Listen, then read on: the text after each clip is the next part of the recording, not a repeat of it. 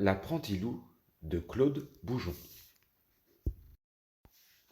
Il était une fois un jeune loup qui ne savait pas qu'il était un loup.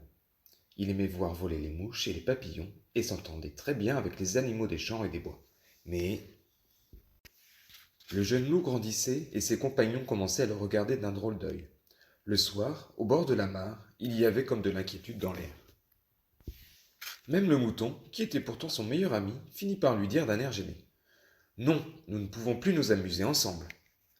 Un soir, comme le loup s'approchait de la mare, tous ceux qui l'y retrouvaient d'habitude se sauvèrent en lui criant: Nous ne voulons plus boire ici, nous chercherons un autre endroit rien que pour nous. Le loup regarda dans la mare et se dit: Évidemment, je ne ressemble ni à un lapin, ni à un mouton, ni à un écureuil. Avec la tête que j'ai, je leur fais peur sans le vouloir et ils me fuient.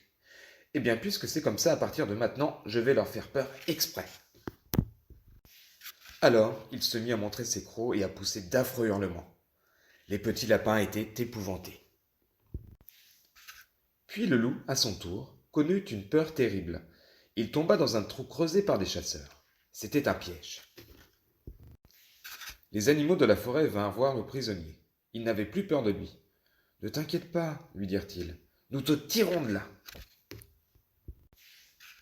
Les petits lapins réussirent à transporter une grosse branche et à la glisser dans le trou. Le loup s'en servit pour se hisser au dehors.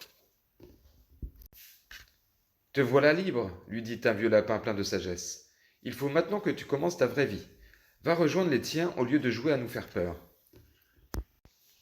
Le loup soupira tristement et s'éloigna dans la clairière. Il chercha longtemps, longtemps, jusqu'au jour où...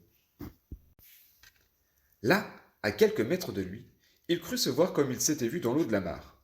Pas possible, se dit-il. Je me vois double, je me vois triple, je me vois quadruple. Et il comprit qu'il avait trouvé ce qu'il cherchait. Un des loups s'approcha de lui. Oui, tu es un loup toi aussi. Viens partager notre vie. Depuis, il sait qu'il est un loup comme un autre. Il chasse avec ses compagnons et, croyez-moi, il est bien trop occupé pour regarder voler les mouches et les papillons.